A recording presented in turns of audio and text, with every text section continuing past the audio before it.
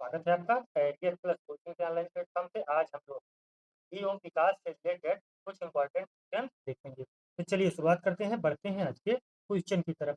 आज का पहला क्वेश्चन कह रहा है बाल विकास में वृद्धि यानी ग्रोथ शब्द का प्रयोग किस परिवर्तन के लिए किया जाता है? मानसिक परिवर्तन, संवेगात्मक परिवर्तन, शारीरिक व मात्रात्मक परिवर्तन, सामाजिक परिवर्तन। तो देखिए जो ये ग्रोथ शब्द है ना, इसमें क्या होता है, ग्रोथ में क्या होता है, मात्रात्मक परिवर्तन होता है। जैसे लंबाई आप माप सकते हैं कि कितना लंबाई है, ठीक। लेकिन आप बुद्धि का विकास थोड़ा माप के बता सकते हैं कि इतना बुद्धि का विकास हुआ। तो ये जो ग्रोथ शब्द है ना, ये किसमें जाएगा? शारीरिक व मात्रात्मक परिवर्तन, यानी विकल्प आपका कौन सा सही हो जाएगा? सी विकल्प, शारीरिक व मात्रात्मक परिवर्तन। अच्छा, विकास किसमें जाता है? विकास को हम माप नहीं सकते, ठीक, ये ध्यान रखिएगा। विकास जैसे लंबाई हुआ, वजन हुआ, इसको तो हम माप सकते हैं कि मान लीजिए 35 केजी है या कोई 100 केजी है, ठीक। लंबाई बता सकते हैं 5 फुट है, 7 फुट है। लेकिन हम उसमें विकास में कहाँ बता सकते हैं कि इसका विकास कितना हुआ? इसको हम माप नहीं सकते। तो मात्रात्मक शब्द जब आपको कहीं दिखाई पड़े तो वो किसमें जाएगा? वृद्धि, ठीक, ये ध्यान रखिएगा। चलिए बढ़ते हैं क्वेश्चन नंबर 2 की तरफ। क्वेश्चन नंबर 2 कह रहा है कि विकास डेवलपमेंट एक प्रक्रिया है, खंडित प्रक्रिया है, निरंतर चलने वाली प्रक्रिया है, पूर्णतः प्रक्रिया है, यानी पूर्णतः पूर्वानुमान रहित है, या सीमित है। तो जो ये विकास है ना, ये कैसी प्रक्रिया है? तो विकास जीवन पर्यंत, वृद्धि तो जीवन पर्यंत नहीं चलती है। निश्चित समय आने के बाद आपकी वृद्धि रुक जाएगी, जैसे आपकी लंबाई नहीं बढ़ेगी, ठीक है, आपका वजन नहीं बढ़ेगा। लेकिन विकास जो है ये जीवन पर्यंत, गर्भावस्था से लेके मृत्यु तक चलने वाली प्रक्रिया विकास प्रक्रिया है, ठीक है। तो ये क्या हो जाएगा, कौन सा विकल्प सही हो जाएगा? निरंतर चलने वाली सतत प्रक्रिया है। विकास कैसी प्रक्रिया होगी?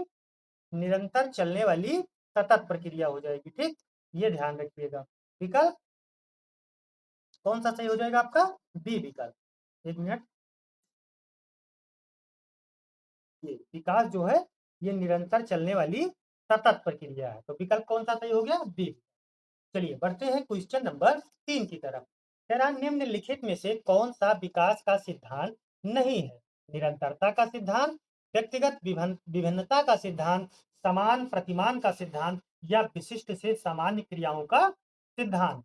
कह रहा है कौन सा विकास का सिद्धांत है? तो विकास निरंतर होता है, व्यक्तिगत विभिन्नता भी पाई जाती है, जैसे हर व्यक्ति का विकास एक तरीके से संभव नहीं है। किसी की बुद्धि आप देखेंगे कि हर व्यक्ति का विकास जो है वो एक सामान्य नहीं हो सकता। हर आदमी का जैसे बुद्धि अलग होती है, सोच अलग होती है, कलर अलग होता है, ठीक। ये ये ध्यान रखिएगा। तो कह रहा है विकास का सिद्धांत नहीं है, तो समान प्रतिमान का सिद्धांत, विशिष्ट से समान क्रियाओं का सिद्धांत। तो कौन सा विकल्प सही हो जाएगा? विशिष्ट से सामान्य क्रियाओं का सिद्धांत जो है ये विकास के सिद्धांत के अंतर्गत नहीं आता है, ठीक। बाकी निरंतरता का सिद्धांत, व्यक्तिगत विभिन्नता का सिद्धांत, समान प्रतिमान का सिद्धांत, ये सब आता है। तो कौन सा विकल्प आपका सही हो जाएगा? डी विकल्प, यानी विशिष्ट से सामान्य क्रियाओं का सिद्धांत जो है ये विकास के सिद्धांत के अंतर्गत नहीं आता है। चलिए बढ़ते हैं क्वेश्चन नंबर 4 की तरफ। क्वेश्चन नंबर 4 कह रहा है कि विकास का सिर पक्षीय दिशा का नियम क्या कहता है? विकास जो है वो पैर से सिर की ओर होता है, विकास सिर से पैर की ओर होता है, विकास केंद्र से बाहर की ओर होता है, विकास सामान्य से विशिष्ट की ओर होता है। तो देखिए इसको बोलते हैं सफेलो-काडल सिद्धांत, ठीक। जो विकास का सिर पक्षीय सिद्धांत है इसको क्या बोलते हैं? सफेलो-काडल सिद्धांत। ये क्या होता है? विकास सिर से पैर की ओर, ठीक। विकास जो है वो सिर से पैर की ओर होता है और केंद्र से बाहर की ओर, ठीक है। पहले बच्चे का क्या होगा? केंद्र से बाहर की ओर होगा और इसमें सिर से पैर की ओर। देखिए आप छोटे बच्चे को देखे होंगे, सबसे पहले बच्चा अपना सिर हिलाता है, उसके बाद पैर चलाता है, ठीक। ये देखे होंगे बच्चा अपना सबसे पहले क्या संभाल पाता है? सिर संभाल पाता है। एक समय आने के बाद बच्चा सिर संभाल लेता है। उसके कुछ दिन बाद निरंतरता होने के कारण वो अपना पैर, हाथ, यानी सारे अंगों को धीरे धीरे एक्टिव करता है, लेकिन सबसे पहले किस अंग को एक्टिव करता है? सिर को। तो विकास जो है वो कैसा होता है? सिर से पैर की ओर होता है। इसको सीधा सीधा आप याद रखेंगे कि विकास जो है वो सिर से पैर की ओर होता है और केंद्र से बाहर की, ये ध्यान रखेंगे। सिर से पैर की ओर के विकास के सिद्धांत को क्या बोलते हैं? सफेलो-काडल सिद्धांत। चलो बढ़ते हैं क्वेश्चन नंबर 5 की तरफ। क्वेश्चन नंबर 5 कह रहा है कि शारीरिक विकास का क्षेत्र निम्नलिखित में से कौन सा है? स्नायुमंडल, मांसपेशियों की वृद्धि, एंडोक्राइन ग्लैंड, उपयुक्त सभी। तो कौन सा विकल्प सही हो जाएगा? विकास का क्षेत्र कह रहा है ना, तो स्नायु मंडल यानी नर्वस सिस्टम भी हो जाएगा, मांसपेशियों की वृद्धि भी हो जाएगा, एंडोक्राइन ग्लैंड्स भी हो जाएगा, उपयुक्त सभी। तो विकल्प आपका कौन सा सही हो जाएगा? डी विकल्प। क्योंकि देखिए विकास से संबंधित शारीरिक विकास में इन सभी का उपयोग होता है, ठीक है। मांसपेशियों की भी वृद्धि होगी, स्नायु मंडल मतलब नर्वस सिस्टम, आप सोचने समझने की क्षमता जो है ना उसका विकास होता है। एंडोक्राइन ग्लैंड्स ग्लैंड्स जो है ना, एक ये ग्रंथि है, इससे स्रावित होता है हार्मोन्स, ठीक। तो कौन सा विकल्प सही हो जाएगा? डी विकल्प, ये सभी। अच्छा, मानव के जो शरीर के ना वो भौतिक जो जैविक विकास है वो इन सबसे आपस में जुड़े हुए भी, ठीक है। चलिए बढ़ते हैं क्वेश्चन नंबर 6 की तरफ। क्वेश्चन नंबर 6 कह रहा है कि विकास के समीप दूराभिमुख, ठीक, सिद्धांत के अनुसार होता है सिर से पैर की ओर, केंद्र से शरीर के बाहर की ओर, पैर से सिर की ओर, एक हाथ से दूसरे हाथ की ओर। तो इसको क्या बोलेंगे? प्राक्सो में, इसको इसमें क्या बोला जाएगा? विकास का जो समीप दूराभिमुख का सिद्धांत है क्या होगा? केंद्र से शरीर के बाहर के अंगों की ओर। यानी विकल्प आपका कौन सा सही हो जाएगा? बी विकल्प, ठीक है। अच्छा, इसको क्या बोलेंगे? प्रॉक्सिमो डिस्टल बोलेंगे। और उसको क्या बोले थे जो सिर से पैर की ओर चला था? सफेलो कार्डल। तो ये ध्यान रखिएगा। चलिए बढ़ते हैं क्वेश्चन नंबर 7 की तरफ।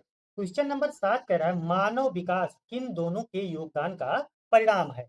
अभिभावक एवं अध्यापक का, सामाजिक एवं सांस्कृतिक कारकों का, वंशानुक्रम एवं वातावरण का, इनमें से कोई नहीं। एक चीज और बता दें, आपको विकल्प में कहीं वंशानुक्रम या वातावरण जैसे शब्द दिखाई दें तो आप सीधा सीधा उन्हीं विकल्पों को टिक करेंगे, ठीक, क्योंकि ये विकल्प ज्यादा सही होते हैं। तो इसमें दिख रहा है मानव विकास, तो भाई मानव विकास में वंशानुक्रम जीन जो हमें शरीर माता पिता से मिला है वो तो है ही है, लेकिन वातावरण का भी तो प्रभाव होता है, जैसे आपने देखा होगा।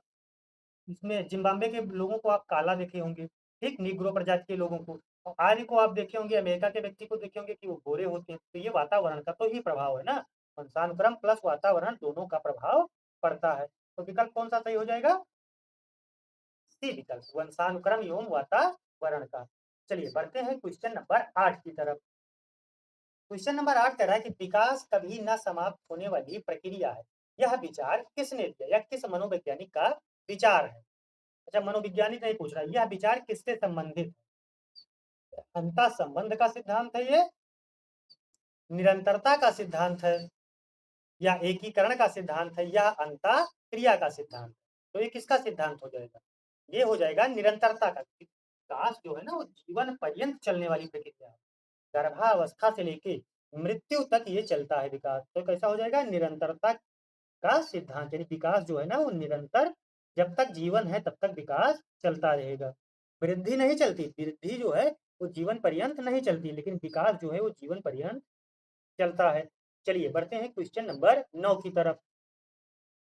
कह रहा अवधारणाओं का विकास, डेवलपमेंट ऑफ कॉन्सेप्ट, मुख्य रूप से किसका हिस्सा है? शारीरिक विकास का, सामाजिक विकास का, संवेगात्मक विकास का, या बौद्धिक मानसिक विकास का? तो देखिए अवधारणाओं का विकास, जैसे कोई भी अवधारणा है ना, कॉन्सेप्ट है, उसका उसका जो विकास है ये पूछ रहा है आपसे किससे संबंधित है? तो ये बौद्धिक एवं मानसिक विकास से संबंधित हो जाएगा। विकल्प कौन सा सही हो जाएगा? डी विकल्प। भाई जैसे कोई भी अवधारणा हमें उसके बारे में चिंतन करना है या उस पे योजना बनानी है तो ये किसमें जाएगा? बौद्धिक एवं मानसिक विकास में। तो विकल्प कौन सा सही हो जाएगा? डी विकल्प, बौद्धिक एवं मानसिक विकास। चलिए बढ़ते हैं क्वेश्चन नंबर 10 की तरफ। क्वेश्चन नंबर 10 कह रहा है किस अवस्था को टीनेजर या आंधी तूफान की अवस्था कहा जाता है? देखिए जो ये किशोरा अवस्था है ना, 12 से 18 या 13 से 18, इन दोनों में से कोई आपको मिलेगा, 12 से 18 या 13 से 18। तो इसको तूफान की अवस्था, आंधी, तो आंधी और तूफान की अवस्था, ठीक, और गैंग एज भी इसको बोलते हैं और टीन एज भी इसको बोलते हैं। तो ये किस अवस्था को टीनेजर अवस्था कही जाएगी? किशोरा अवस्था को। किशोरा अवस्था कब से कब तक होती है? 13 से 18 या 12 से 18 वर्ष, ध्यान रखेंगे, ठीक है। और शैशवा अवस्था 0 से 2 वर्ष। ये बाल्यावस्था 3 से लेके 12 वर्ष। इसी में पूर्व बाल्यावस्था, उत्तर बाल्यावस्था, 2 बाल्यावस्था हो जाएगी। बाकी प्रौढ़ावस्था हम लोगों को पढ़ना नहीं, क्योंकि हम लोग मतलब कक्षा 1 से लेके कक्षा 8 तक के लिए ही ना यूपी टेट होता है, तो हमें सिर्फ किशोरा अवस्था तक मतलब है। अच्छा, आंधी और तूफान की अवस्था, किशोरा अवस्था को किसने कहा है? स्टेनले हाल ने। ये भी कथन बहुत बार पूछा गया है कि किशोरा अवस्था को आंधी तूफान की अवस्था किसने कहा है? तो ये किसने कहा है? स्टेनले हाल ने। चलिए बढ़ते हैं क्वेश्चन नंबर 11 की तरफ। क्वेश्चन नंबर 11 है टॉय एज यानी खिलौने की आयु किस अवस्था को कहा जाता है? टॉय एज आपसे पूछ रहा है। पूर्व बाल्यावस्था, उत्तर बाल्यावस्था, शैशवावस्था, किशोरावस्था। तो देखिए, जिसे 0 से 2 वर्ष शैशवावस्था चलती है, तो हमने आपको बताया कि 3 से लेके 12 वर्ष या 2 से लेके 12 वर्ष की अवस्था जो है वो बाल्यावस्था होती है। बाल्यावस्था को 2 भागों में बांटा गया है, पूर्व बाल्यावस्था और उत्तर बाल्यावस्था। वैसे तो 3 भागों में बांटा गया है, पूर्व बाल्यावस्था, मध्य बाल्यावस्था और उत्तर बाल्यावस्था। तो जो इसमें 3 से 6 वर्ष या 2 से 6 वर्ष है, इसी को खिलौने की आयु कहा जाता है। तो इस अवस्था को क्या बोलेंगे? पूर्व बाल्यावस्था। यानी देखिए, 2 से 6 वर्ष पूर्व बाल्यावस्था, 6 से 12 वर्ष, सीधा-सीधा आप जाने 6 से 12 वर्ष उत्तर बाल्यावस्था, तो 0 से 2 वर्ष शैशवावस्था, और किशोरावस्था कब होगी? 13 से 18 या 12 से 18 वर्ष की अवस्था को किशोरावस्था बोलेंगे। चलिए बढ़ते हैं क्वेश्चन नंबर 12 की तरफ।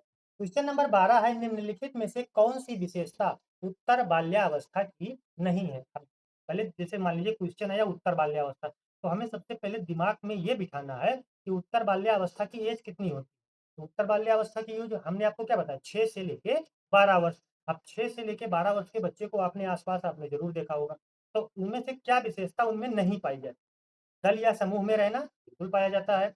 अनुकरण करने की प्रवृत्ति, भाई अनुकरण करने की प्रवृत्ति इनमें नहीं पाई जाती, ये शैशवा अवस्था में पाई जाती है या पूर्व बाल्यावस्था में। अनुकरण करने की प्रवृत्ति जो है ना, ये शैशवा अवस्था में या प्रारंभिक बाल्यावस्था, मतलब तो जो 3 से 6 वर्ष बताए हैं ना, उसमें पूरे में नहीं, शुरुआत के 1-2 वर्ष, शुरुआत के 1-2 वर्ष में ये अनुकरण करने की प्रवृत्ति पाई जाती है। बाकी खेलने की प्रवृत्ति बाल्यावस्था में पाई जाती है। उत्तर बाल्यावस्था में तर्कपूर्ण चिंतन की शुरुआत भी हो जाती है, तर्कपूर्ण चिंतन की शुरुआत भी हो जाती है। तो विकल्प कौन सा सही हो जाएगा? बी विकल्प। ये जो अनुकरण करने की प्रवृत्ति है, ये किसमें पाई जाती है? शैशवा अवस्था या पूर्व बाल्य प्रारंभिक बाल्यावस्था में। ठीक, उत्तर बाल्यावस्था में ये नहीं पाई जाती, बाकी ये तीनों पाए जाते हैं। चलिए बढ़ते हैं क्वेश्चन नंबर 13 की तरफ। 13 कह रहा है कि बच्चे के सामाजिकरण में प्रथम मुख्य कारक कौन सा है?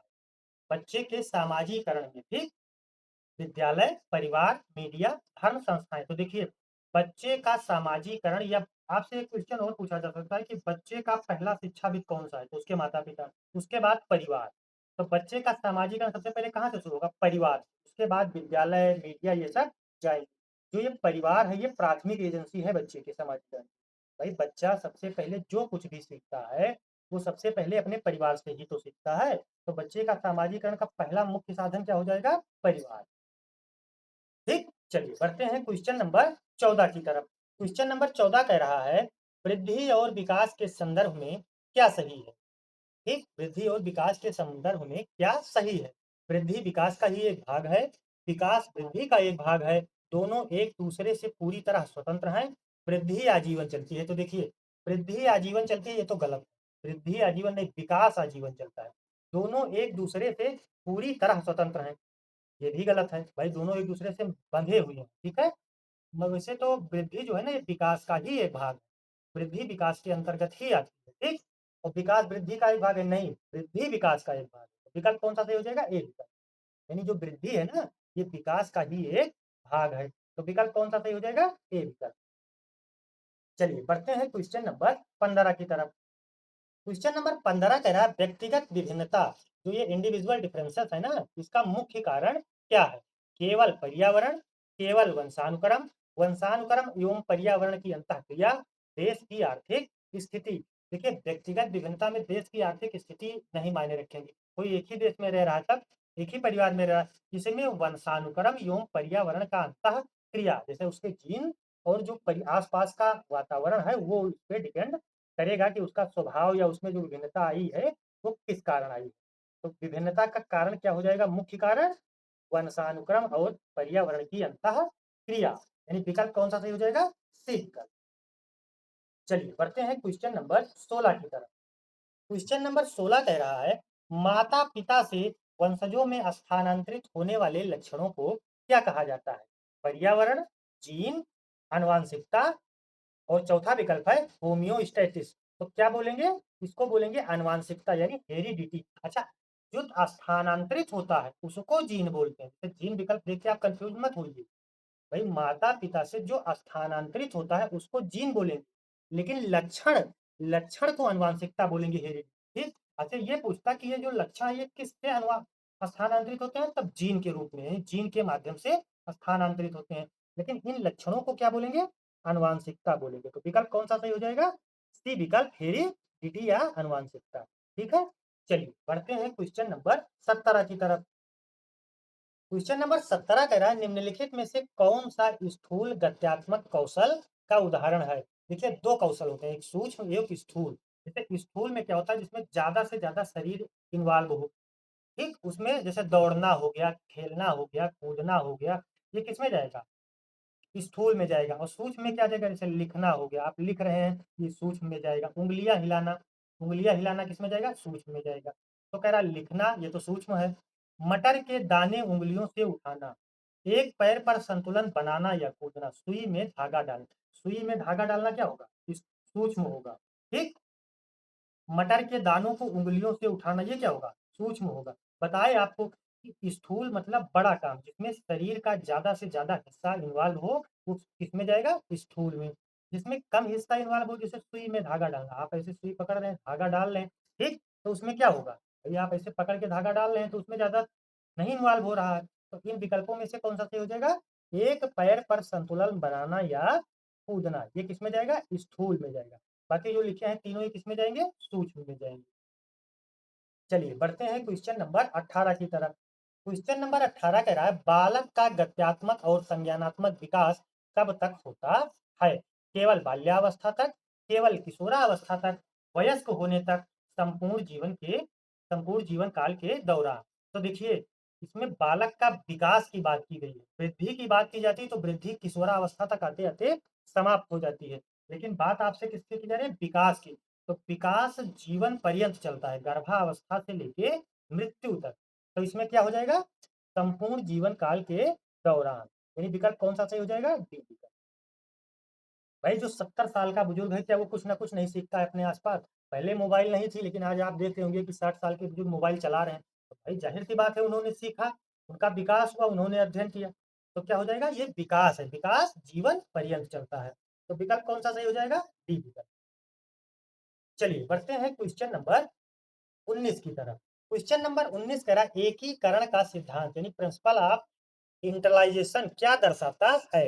विकास सामान्य से विशिष्ट की ओर होता है। विकास पहले पूरे अंग को फिर उसके भागों को चलाना सीखता है। विकास कभी नहीं रुकता। विकास विभिन्न अंगों का विकास स्वतंत्र होता है। ठीक है। तो एकीकरण का सिद्धांत आपसे पूछ रहा है ना। तो विकास पहले पूरे अंग को और फिर उसके भागों को चलाना सीखते हैं। विकास बच्चे बच्चे पहले पूरे अंग को फिर उसके भागों को चलाना सीखते हैं। बताया था ना कि केंद्र से बाहर की ओर विकास जो है किसे होता है, केंद्र से बाहर की ओर। यानी केंद्र, पहले बच्चे का केंद्र डेवलप होगा, फिर उसके धीरे धीरे उसके बाहर की ओर विकास होगा। तो विकल्प कौन सा सही हो जाएगा, बी विकल्प। यानी बच्चा जो है ना वो पहले पूरे अंग को और फिर उसके भागों को चलाना सीखता है। तो विकल्प कौन सा सही हो जाएगा आपका, बी विकल्प। ठीक है, ध्यान रखिएगा। ये इसको क्या बोलते हैं, एकीकरण का सिद्धांत बोलते हैं। ठीक है। चलिए बढ़ते हैं क्वेश्चन नंबर 20 की तरफ। क्वेश्चन नंबर 20 का मानव विकास की किस अवस्था को अनोखा काल कहा गया है, शैशवावस्था को, बाल्यावस्था को, किशोरावस्था को या प्रौढ़ावस्था को। तो देखिए बाल्यावस्था को यूनिक पीरियड कहा गया। ठीक, सबसे सुनहरा काल, अनोखा काल किसको बोला जाएगा, बाल्यावस्था को। ठीक। अच्छा किसने बोला है, ये भी पूछा जा सकता है कि बाल्यावस्था को अनोखा काल किसने कहा। तो बाल्यावस्था को अनोखा काल किसने कहा है, पोल यूं ब्रूस ने। पोल यूं ब्रूस ने बाल्यावस्था को अनोखा काल इसलिए कहा है क्योंकि इसमें संवेगात्मक विकास सबसे तीव्र होता है। ठीक, संवेगात्मक विकास का अनोखा काल कहा गया है। जो बच्चे का ये बाल्यावस्था होता है यानी 6 से लेके 12 वर्ष या 3 से 12 आप कह सकते हैं, इसमें बच्चे का संवेगात्मक विकास बहुत अच्छा होता है। इसमें जो बच्चों को शिक्षा दी जाएगी वो जीवन पर्यंत उस पर प्रभावी रहेगी। तो इसलिए इसको क्या बोला गया है, अनोखा काल बोला गया है। विकल्प कौन सा सही हो जाएगा, बी विकल्प। किसने बोला है, कोल यून ब्रूस। चलिए बढ़ते हैं क्वेश्चन नंबर 21 की तरफ। क्वेश्चन नंबर 21 कह रहा है कि विकास के संबंध में लचीलापन का क्या अर्थ है, यानी प्लास्टिसिटी जो है इसका क्या अर्थ है। विकास की दर सभी बच्चों में बिल्कुल समान होती है। अनुभवों के आधार पर विकास के प्रतिमानों में बदलाव या सुधार संभव है। विकास को बदला नहीं जा सकता। विकास केवल वंशानुक्रम से तय होता है। तो देखिए, विकास केवल वंशानुक्रम से तय होता है तो बिल्कुल गलत है। विकास को बदला नहीं जा सकता, बिल्कुल गलत है। भाई आज के 40 साल पहले, 30 साल पहले, 20 साल पहले मोबाइल नहीं थी तो मोबाइल के बारे में कोई नहीं जानता था। मोबाइल आई, लोगों का विकास हुआ। तो विकास को तो बदला जा सकता है ना। फिर कह रहा है अनुभव के आधार पर विकास के प्रतिमानों में बदलाव या सुधार संभव है। तो यही विकल्प सही हो जाएगा, क्योंकि अनुभव के आधार पर विकास के प्रतिमानों में बदलाव या सुधार संभव है। तो विकल्प कौन सा सही हो जाएगा? बी विकल्प।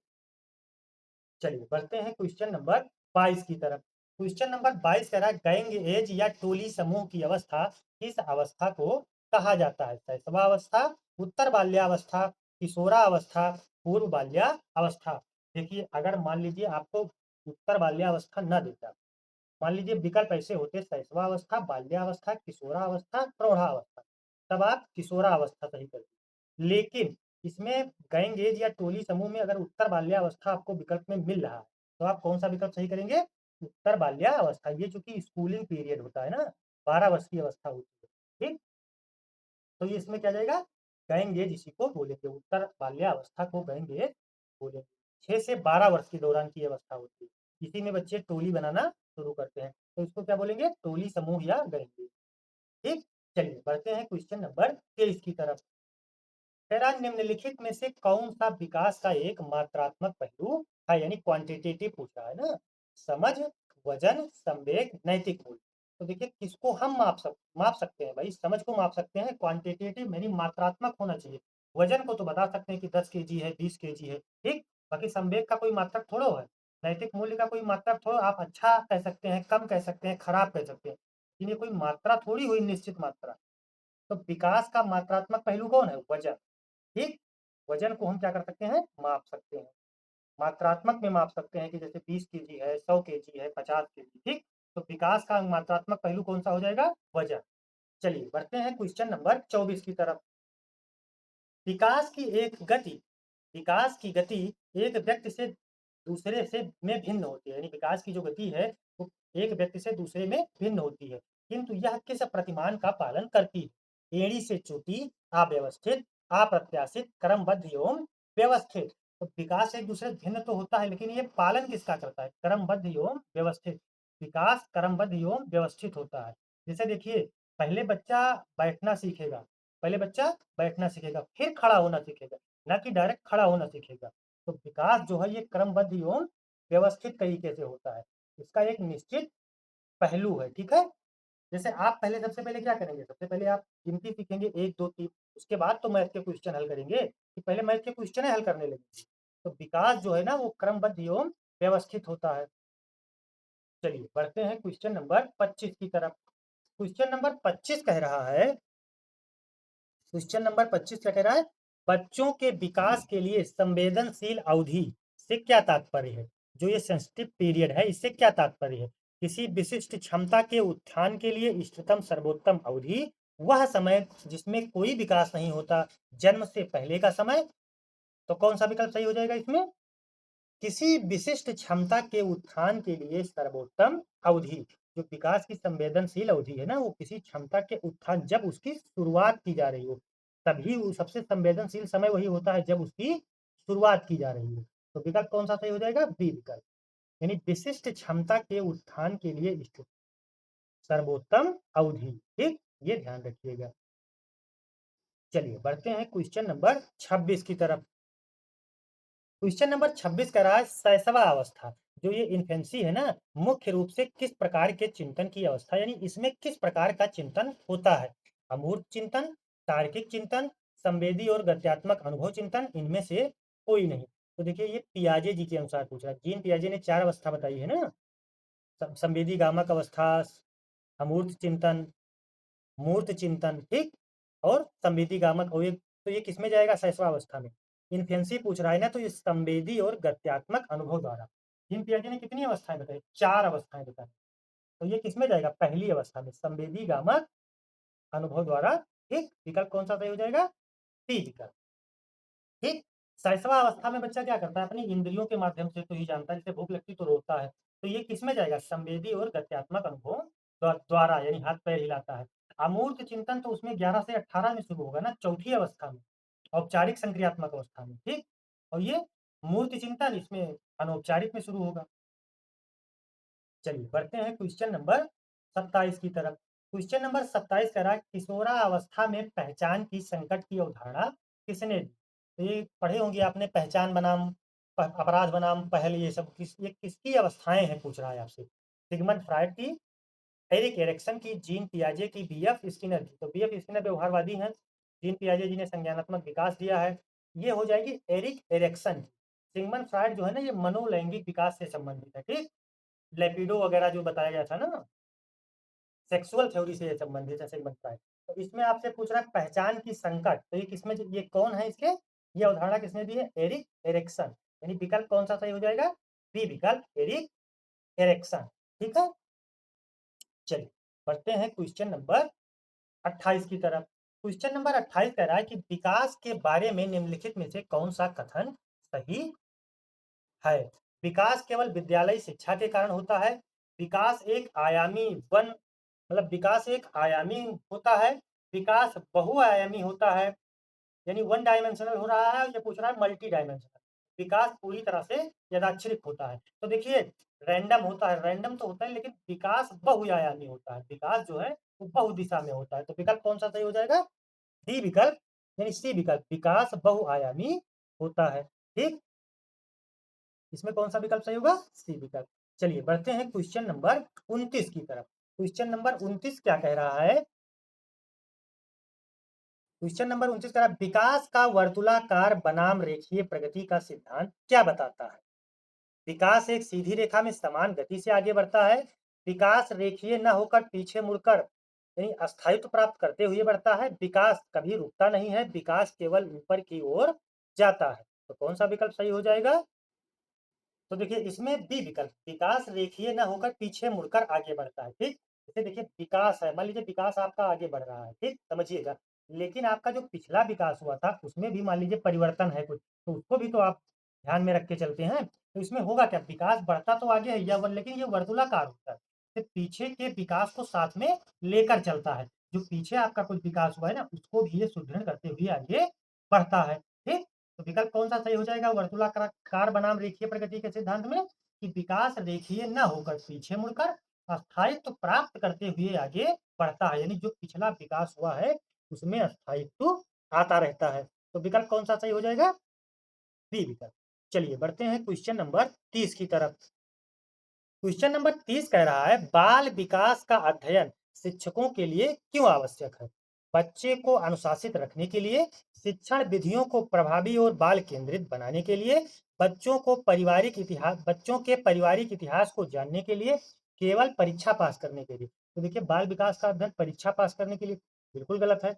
पारिवारिक इतिहास जानने के लिए, भाई बच्चे का बाल विकास किसी के परिवार का इतिहास जानने के लिए थोड़ा किया जाए, बच्चों को अनुशासित रखने के लिए, ये अनुशासन की तो बात ही नहीं होती।